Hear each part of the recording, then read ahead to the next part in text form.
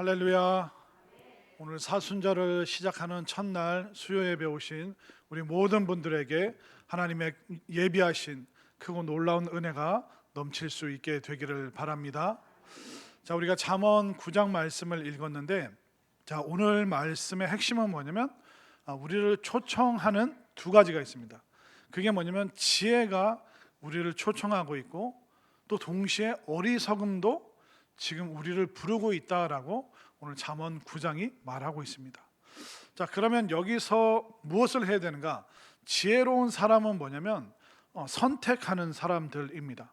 그러니까 지혜롭지 않은 건 뭐냐면 내가 아무것도 선택하지 않기로 결정하는 사람들, 내가 아무것도 결정하지 않기로 결정을 내려버리는 것, 이게 진짜 어리석은 겁니다. 때로는 우리가 삶을 살면서 이게 긴가민가 하면서 선택을 할까 말까, 근데 우리가 그것을 선택하면 우리가 실패하고 실수할 수 있지만 그 실패와 실수를 통해서 우리가 뭔가를 배우면서 지혜로워질 수 있습니다. 그런데 이불 밖은 위험하니까, 오늘 수요 예배에 가는 건 위험하니까, 깜깜하고 어둡고 언제 비와 눈이 내릴지 모르니 나는 그냥 이불 속에 있을 거다. 그러니까 아무것도 선택하지 않기로 하면 어떻게 될까요? 아무런 일도 일어나지 않습니다. 그런데 내가 좀 바쁘고 분주하고 또 여러 가지 해야 될 일이 있는데, 그래도 내가 수요 예배 가서 말씀 들어야겠다, 잠언 말씀을 내가 처음부터 끝까지 한번 이렇게 쫙 돌파를 해봐야겠다, 그런 결정을 하면 오면서 좀 늦어질 수도 있고 또 여러 가지 상황이 있지만, 그래도 그 고비를 뚫고 오면 하나님께서 그 지혜로운 선택에 풍성하고 놀라운 은혜를 주신다는 것을 반드시 믿으시기를 바랍니다. 그러면서 이제 오늘 본문이 이제 지혜가 우리를 초청하는데 그냥 와라가 아니라 지혜가 엄청난 잔치와 풍성함을 준비하면서 우리를 기다리고 있다라고 오늘 성경이 말하고 있습니다. 한번 천천히 살펴보겠습니다. 자, 1절 말씀을 보면 제가 너무 감격해서 목소리가 자, 1절 말씀에 보면 지혜가 그의 집을 짓고 7 기둥을 다듬는다라고 말하고 있습니다. 자, 지혜가 집을 지었다는 게 뭘까요? 집은 뭐냐면 그냥 덩그러니 있는 게 아니라 사람들이 그곳에 모여 사는 곳입니다. 함께 사는 곳이죠. 그리고 집은 사람들을 초청해서 식사도 대접하고 또 교제도 나누는 곳이 바로 집입니다. 그러니까 지혜가 집을 지었다는 말은 뭘까요? 그것은 지혜가 우리와 함께 영원히 같이 살고 싶다. 그러니까 방문해서 시간 되면 떠나가는 것이 아니라 함께 살자, 같이 살자.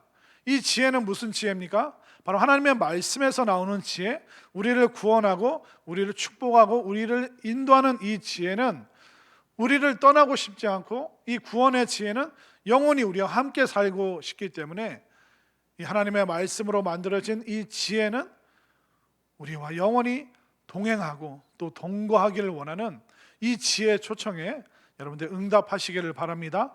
근데 이 집의 기둥이 보통 짝수로 이렇게 세워져야 될 것 같은데 기둥이 홀수로 되어 있습니다. 기둥이 몇 개일까요? 역시 똑똑하시네요. 성경을 읽지 않았는데도 7개의 기둥. 이 말이 뭐냐면 구원의 지혜가 만들어낸 그 초청은 뭐냐면 완벽하다, 완전하다라는 뜻입니다. 그러니까 이스라엘 백성들에게 7이라는 숫자는, 우리는 옛날에 이게 행운, 럭키 세븐이라고 생각했는데 이스라엘 사람들에게 7은 완전 숫자입니다. 왜냐하면 하나님께서 6일 동안 천지 창조를 하시고 7일째는 안식을 하셨습니다.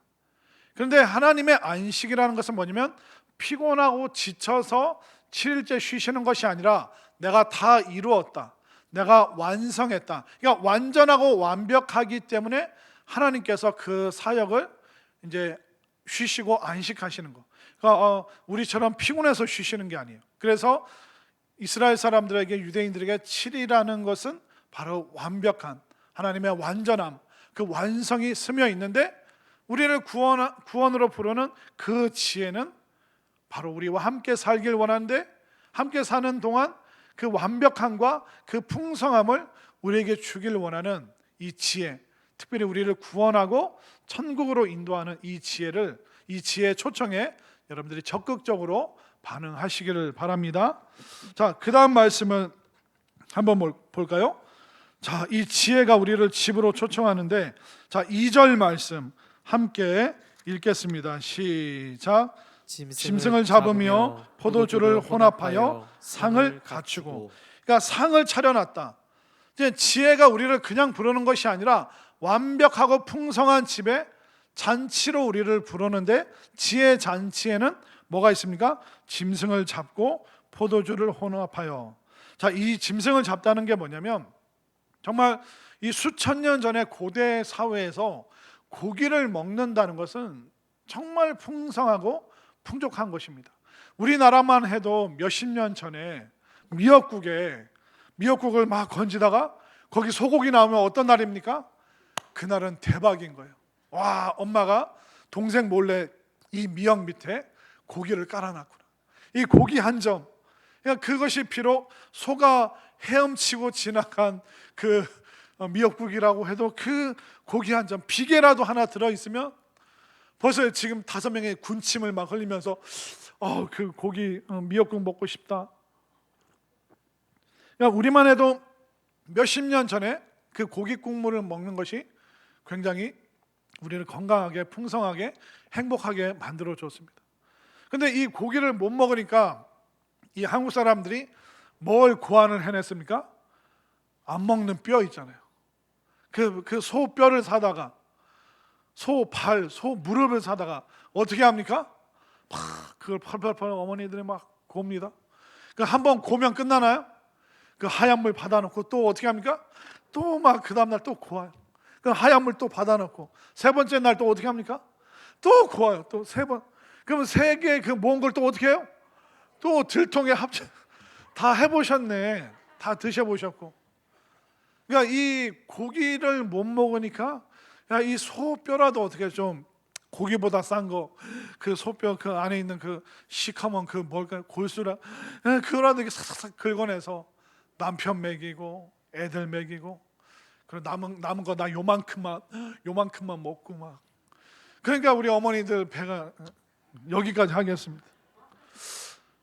그러니까 우리 현대 사회만 해도 몇십 년 전에 고기 먹는 게 참 귀한 일이고 드문 일이었습니다. 근데 수천 년 전에 고대 사회 짐승을, 고기를 먹을 수 있는 그 잔치 자리를 마련했다는 것은 너무너무 큰 축복을 지금 준비했다. 풍성한 자리다. 자, 이렇게 고기만 생각해도 우리가 침이 흐르는데, 그 다음 설명은 조금 우리로서는 이해가 안 되는 표현이 있죠.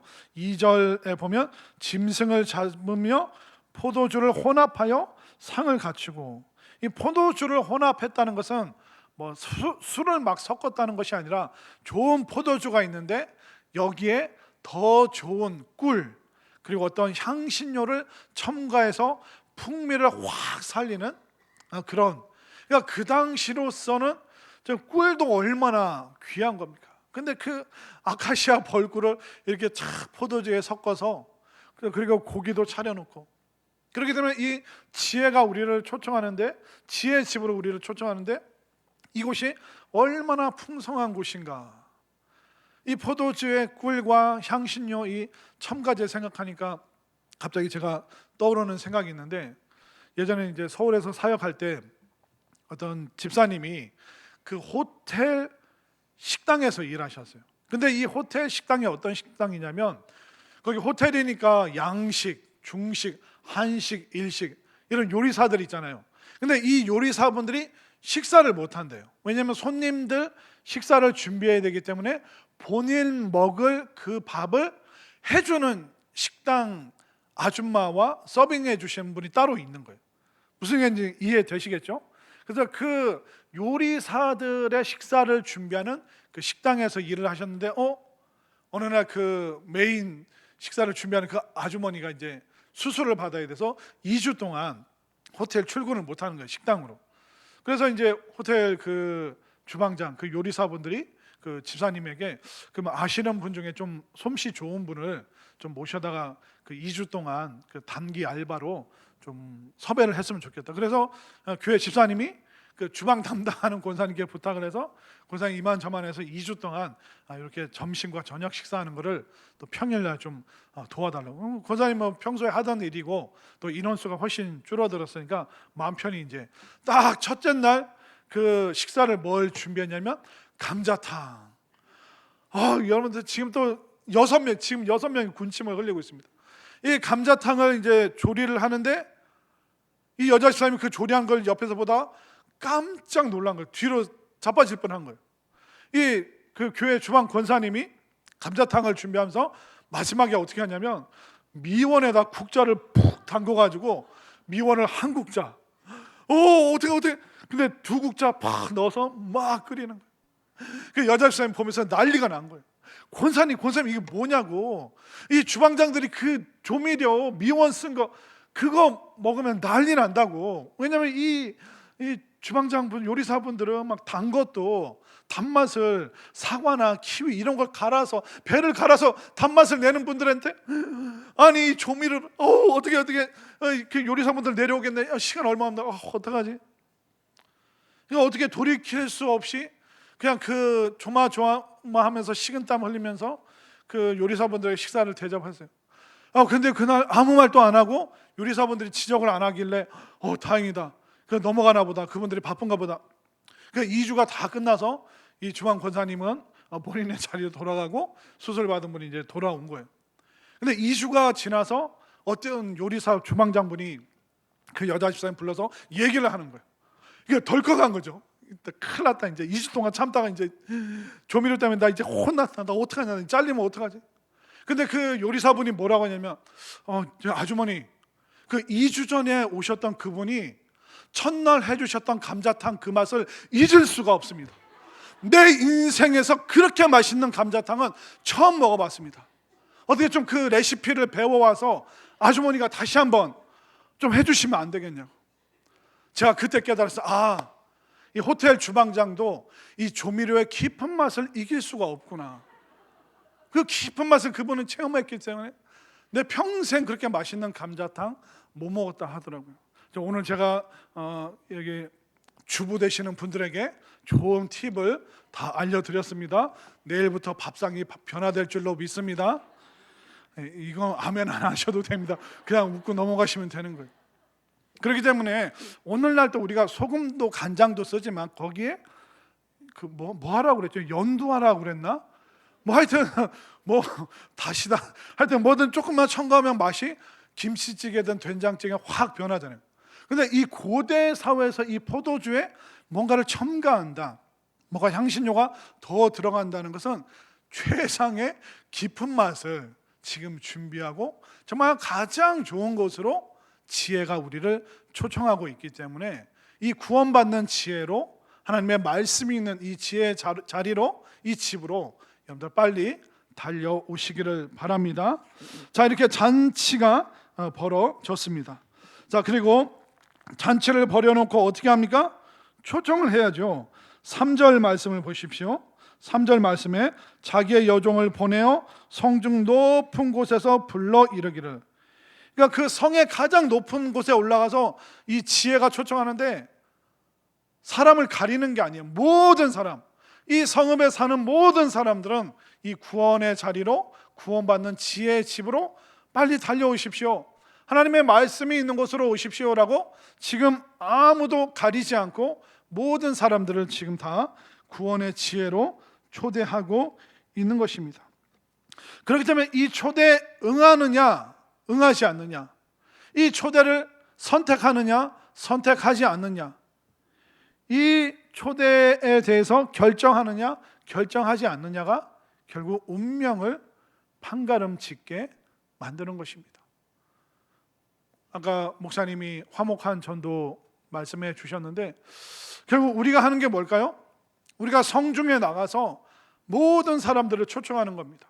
학생들도, 또 지하철역에서 퇴근하는 분들, 그분들을 다 우리가 지금 초대하는, 구원받는 지혜로 사람들을 초대하는 그 역할을 우리가 감당하고 있고, 또 여러분들이 이 일을 꼭 수행해 주시기를 바랍니다. 많은 사람들을 구원의 지혜가 있는 자리로 초청하는 일에 있어서 여러분들이 쓰임 받을 수 있게 되기를 바랍니다.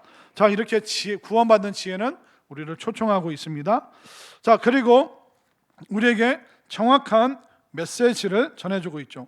자, 4절부터 6절 말씀, 제가 한 절, 여러분들이 한 절 교독하겠습니다. 어리석은 자는 이리로 돌이키라. 또 지혜 없는 자에게 이르기를 너는 와서 내 식물을 먹으며 내 혼합한 포도주를 마시고 함께 읽겠습니다. 어리석음을 버리고 생명을 얻으라. 명철의 길을 행하라 하느니라. 아멘인가요?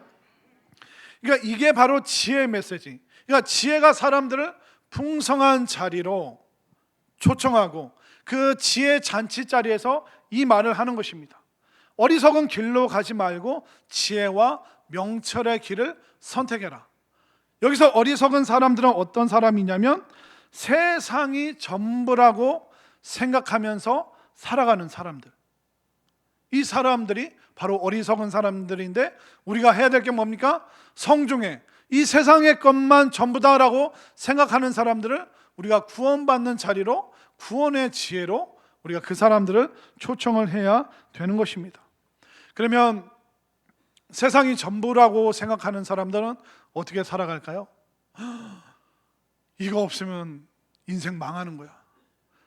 이 대학 못 들어가면, 이 직장 취업 못하면, 이렇게 어떤 삶의 단계를 밟아가지 않으면 인생 실패한 거야.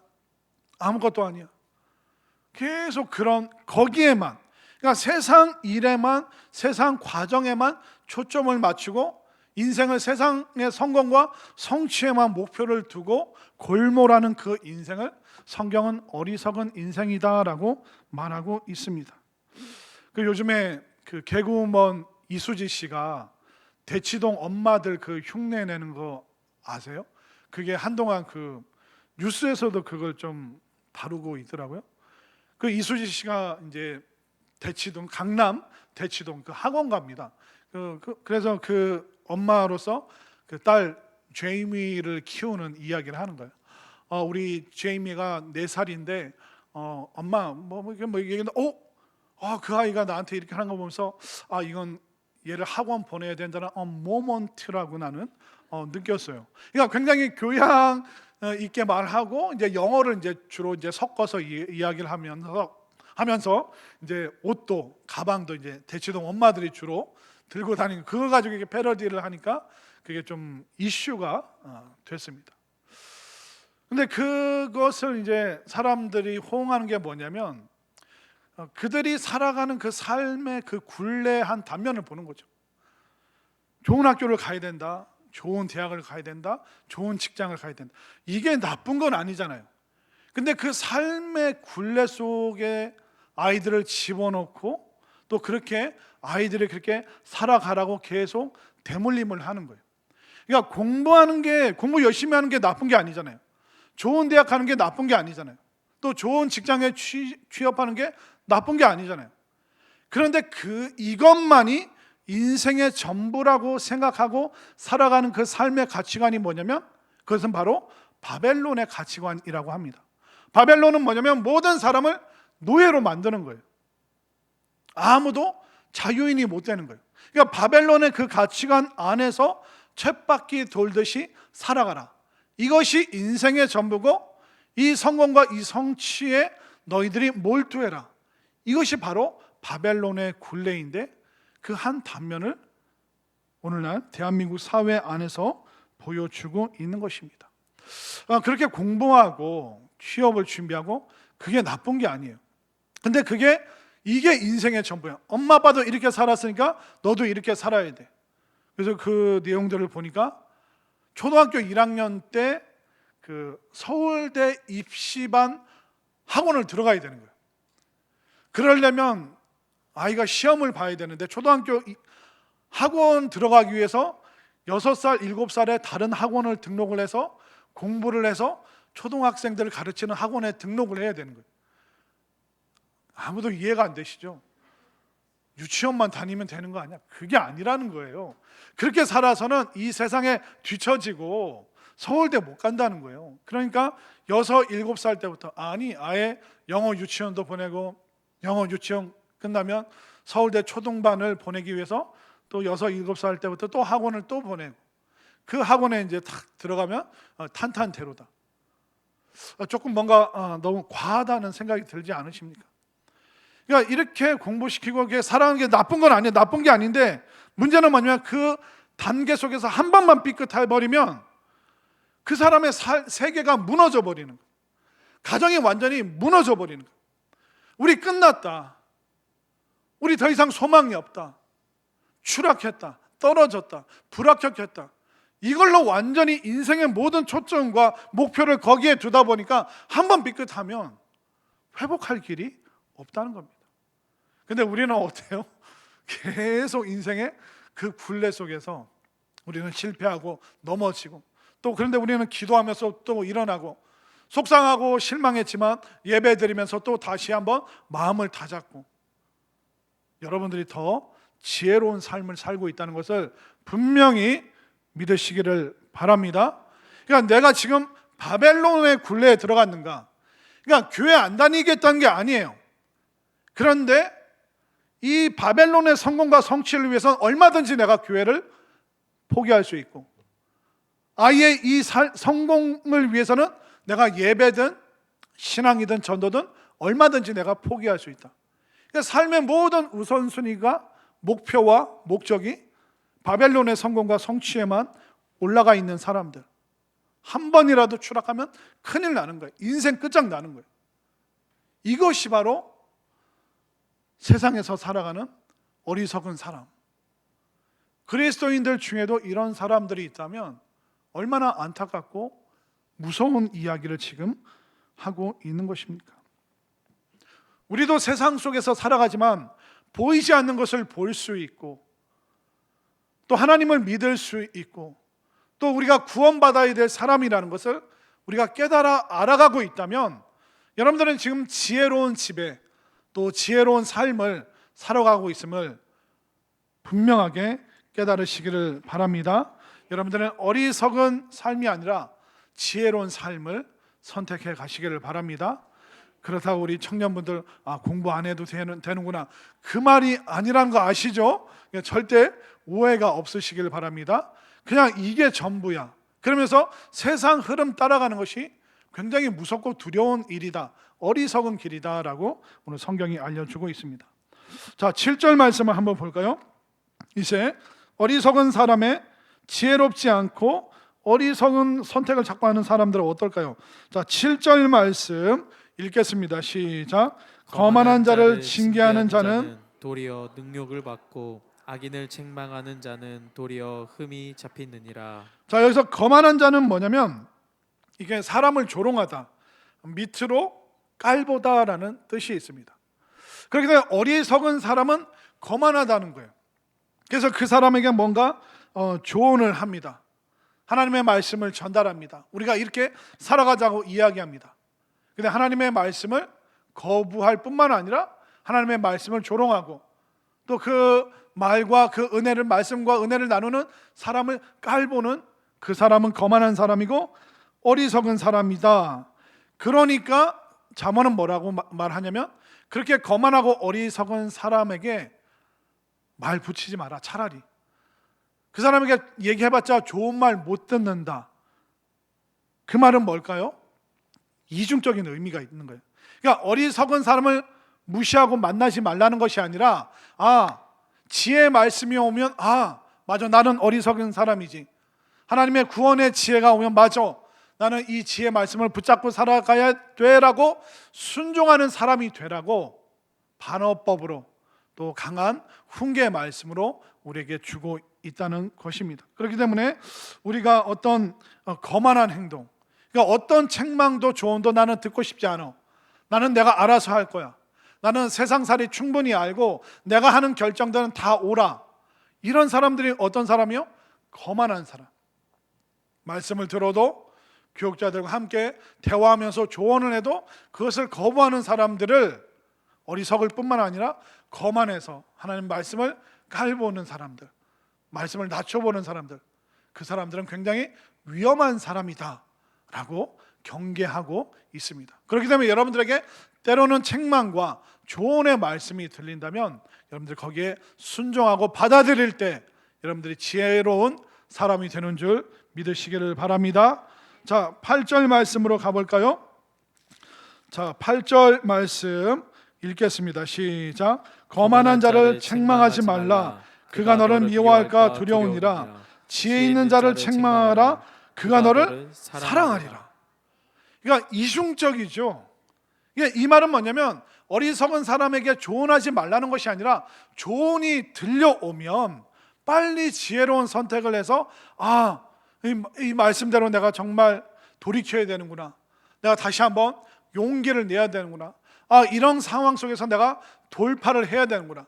그래 내가 말씀과 기도로 이 내 상황을 정복해야 되는구나. 이 말씀 듣고 내가 정말 회개해야 되는구나. 이 지혜로운 선택을 하라라고 오늘 8절에서 권면하고 있습니다. 그러면 여러분들이 때로는 마음에 찔리고 양심에 가책이 있고 때로는 불편한 말씀이 들려와도 그 말씀을 아멘으로 받아들이시고 또 그 말씀을 전하는 사람을 사랑하시기를 바랍니다.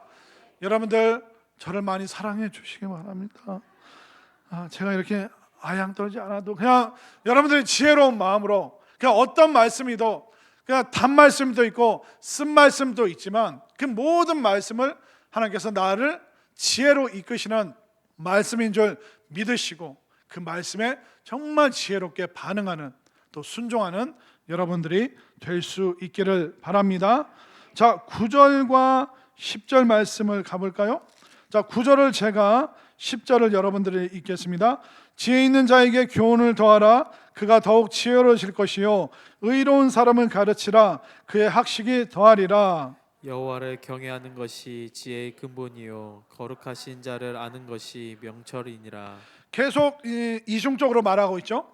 거만한 사람, 그 사람들에게는 책망하지 마. 그러나 지혜 있는 사람에게는 책망하고 더 교훈을 주고 더 권면하고 더 많은 이야기를 해줘라고 오늘 성경이 말하고 있습니다.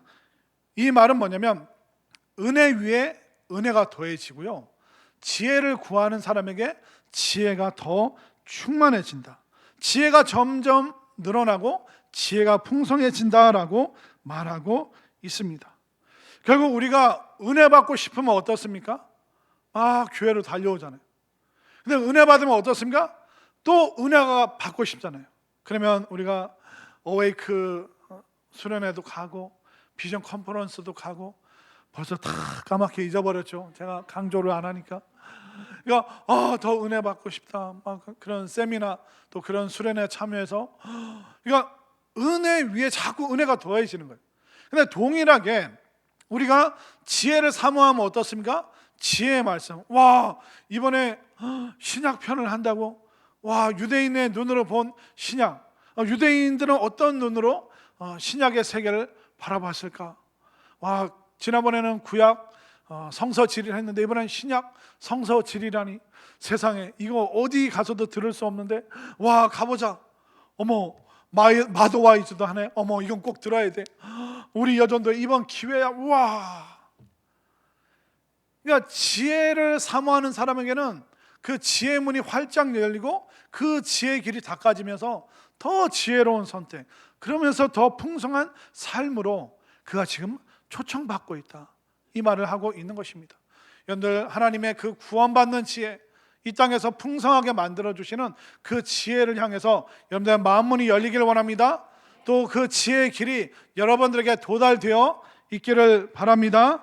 자, 11절, 12절 말씀을 한번 볼까요?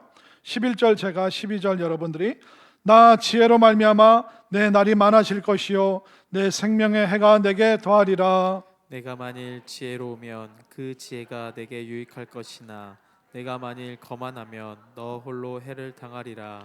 자, 11절, 12절 말씀은 장수, 그 오래 사는 것으로 우리가 해석할 수 있지만 본래 이 뜻은 뭐냐면 단순히 오래 산다가 아니라 지혜가 풍성하다, 또 그 지혜가 가득한 그 삶을 살아가게 된다.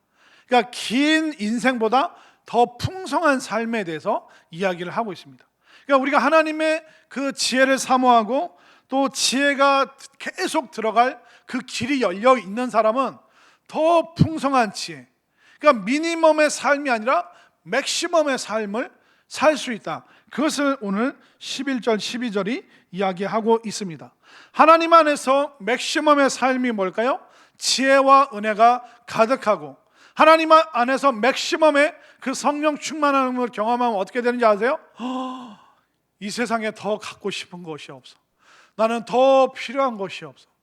정말 너무나도 영적으로 정서적으로 풍성한 그 삶을 하나님께서 맥시멈으로 부어주겠다. 누구? 지혜를 향해서 그 마음의 길이 활짝 열려 있는 사람에게는 맥시멈의 삶을 살 수 있는 거죠. 이 맥시멈의 삶이 뭘까요?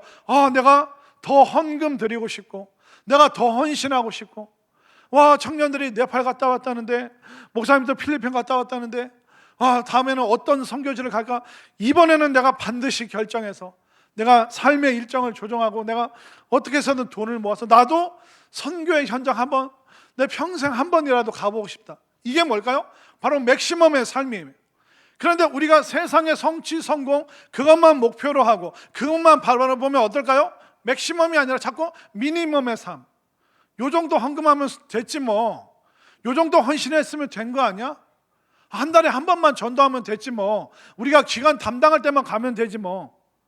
자꾸 우리가 미니멈으로 축소가 되는 거예요.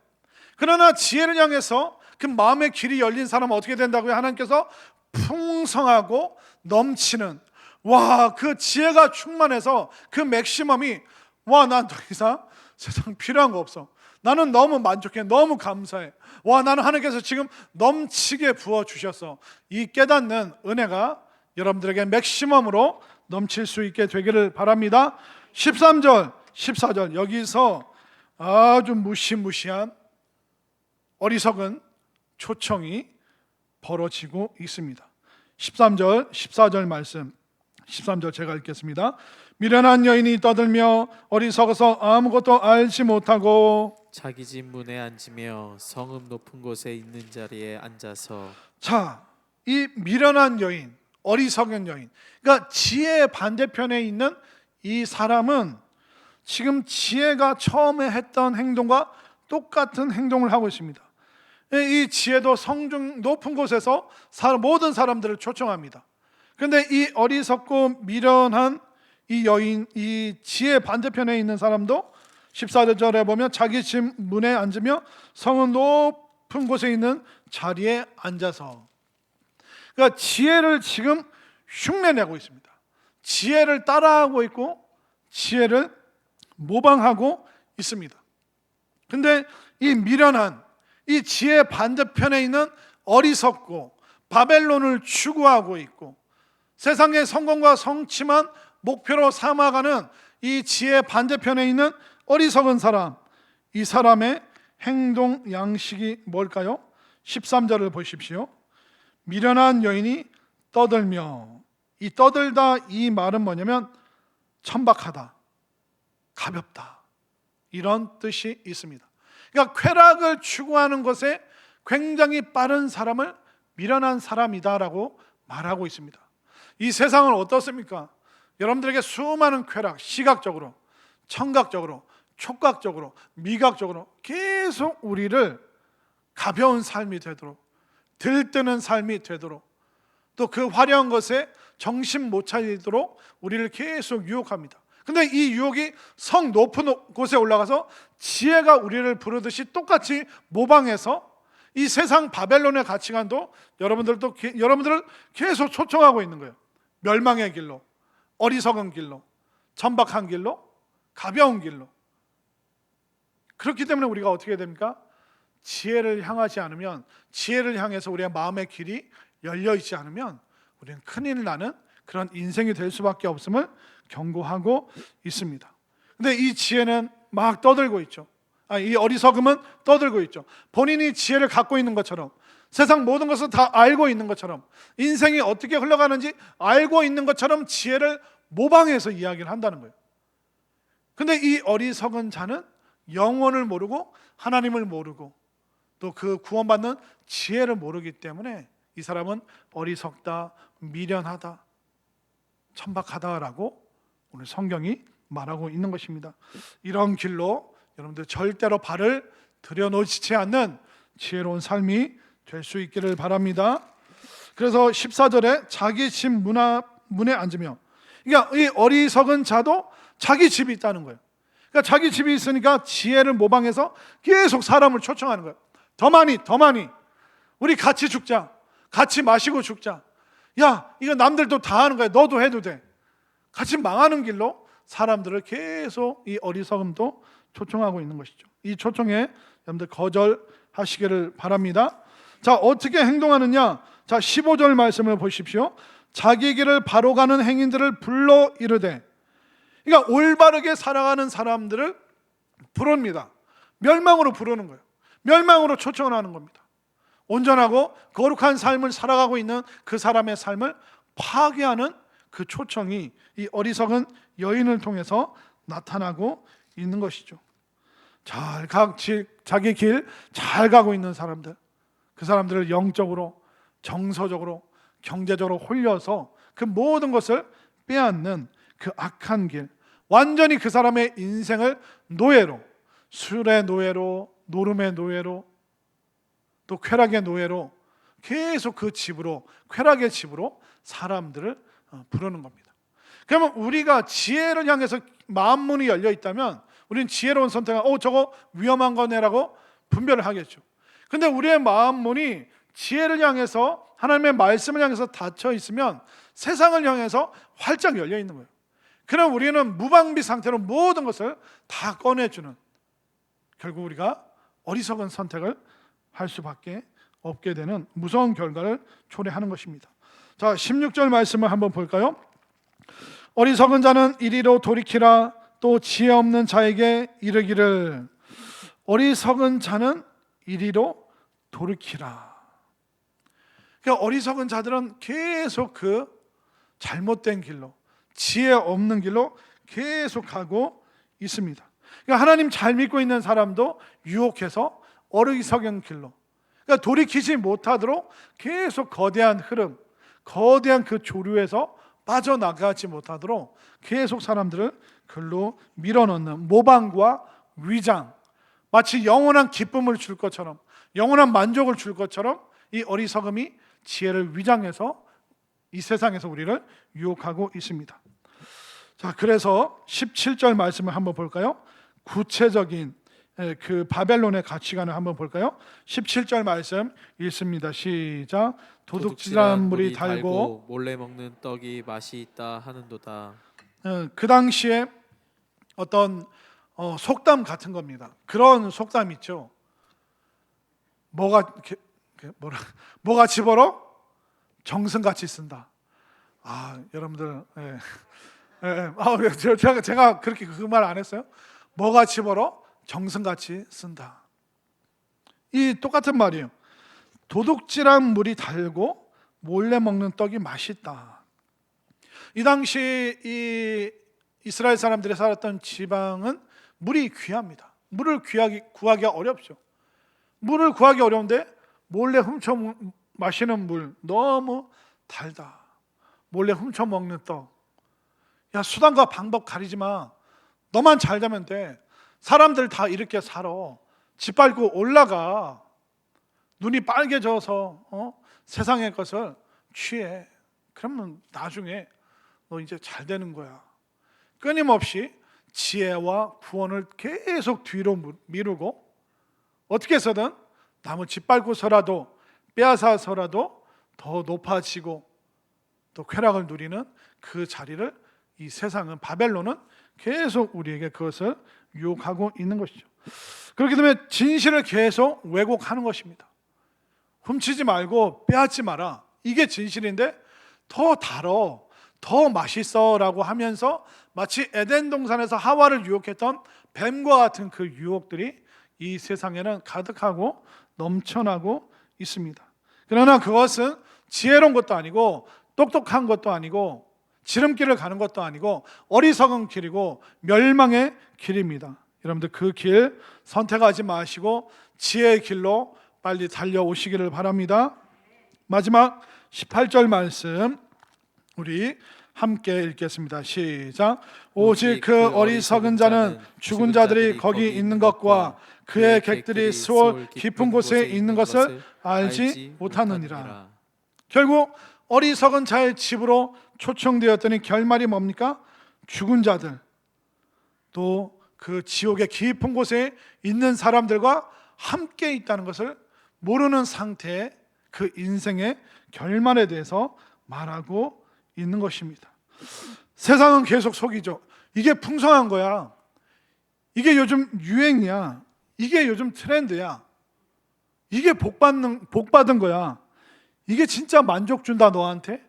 계속 이런 식으로 우리를 속이고 있고, 봐, 여기 그런 거 하는 사람들 많잖아. 우리 같이 함께 죄 짓자. 이 죄도 같이 지으면 죄책감이 분산된다고 하더라고요. 나만 하는 게 아니네. 저 사람도 하고 저 사람도 하네. 괜찮은가 보네. 하나님이 당장 심판 안 하시나? 괜찮은가 보네. 이렇게 흘러가면서 결국 천국 문이 열리는 게 아니라 그 어리석은 길을 따라가면 지옥 문이 열린다. 멸망과 심판의 문이 열릴 수밖에 없다라고 말하고 있습니다. 여러분들, 이런 것에 흔들리지 마시고 하나님이 여러분들을 초청하시는 구원의 지혜로, 또 말씀의 지혜가 있는 하나님 앞으로 여러분들 열심으로 달려오시기를 바랍니다. 그러니까 하나님께 나아가는 것이 결국 축복인 것이죠. 우리가 밤에 대부분 시간을 어떻게 보내십니까? 또 여러분들 홀로 있을 때 어떤 시간들을 보내고 있습니까? 정말 나 홀로 있으면 세상의 유혹의 무방비로 노출되어 있기 때문에 자꾸 여러분들을 말씀의 자리로, 기도의 자리로, 또 성경 공부하고 세대별로 모이고 전도하고, 여러분들을 그렇게 초청하는 이유는 뭐냐면 거기에 생명이 있고 거기에 풍성함과 회복이 있는 거예요. 그렇게 우리가 자꾸 힘들지만 자꾸 삶의 습관을 하나님의 그 지혜의 말씀으로, 구원받는 지혜로 자꾸 우리 몸을 내어주면 어떻게 될까요? 결국 하나님의 꿈이 나의 꿈이 되는 줄 믿으시길 바랍니다. 자꾸 우리가 말씀과 지혜 자리에 있으면 하나님의 비전이 여러분들의 비전이 되는 줄 믿으시기를 바랍니다. 하나님이 하고자 하시는 그 일을 여러분들도 하고 싶은 그 마음이 생기는 줄 깨달으시기를 바랍니다. 그렇게 되면 어떻게 될까요? 그 하나님의 풍성함이 여러분들의 풍성함이 되는 거예요. 만약 여러분들이 원하는 것을 성취하고 이루게내잖아요. 그럼 여러분들 요만한 인생 되는 거예요. 여러분들 이게 원하는 게 있어서 그걸 달성을 했어요. 그럼 더 이상 바라는 게 없나요? 그것을 이루고 나서 또 어떻게 됩니까? 우리는 또 허무하잖아요. 우리의 마음을 또 뭔가를 또 채워야 되기 때문에 막 달려갑니다. 결국 세상의 것으로만 만족을 추구하면 요만한 인생이 되는 거예요. 그러나 하나님으로 풍성하고 하나님은 풍족하면 어떻습니까? 맥시멈, 그 하나님으로 충만한, 그래서 하나님으로 충만해서 우리가 하나님의 뜻이 내 뜻, 하나님의 비전이 이제 나의 비전입니다. 하나님이 하시고자 하는 그 일을 나도 하고 싶습니다. 나도 동참하겠습니다. 이 결단이 넘치는 정말로 풍성한 인생이 되는 줄 믿으시기를 바랍니다. 그리하여서 여러분들이 정말 교회에서, 성전에서 지혜의 말씀을 들으시고, 때로는 쓰디쓸게, 아프게, 회개해야 되고 힘들게 들릴 때도 있지만, 그러나 그 말씀이 여러분들을 지혜로, 생명으로, 구원으로 인도하고 마침내 풍성한 맥시멈의 삶으로 인도하기 때문에 항상 지혜의 길을, 구원받는 지혜를 선택하는 우리 모두의 삶이 될 수 있기를 간절히 소망합니다.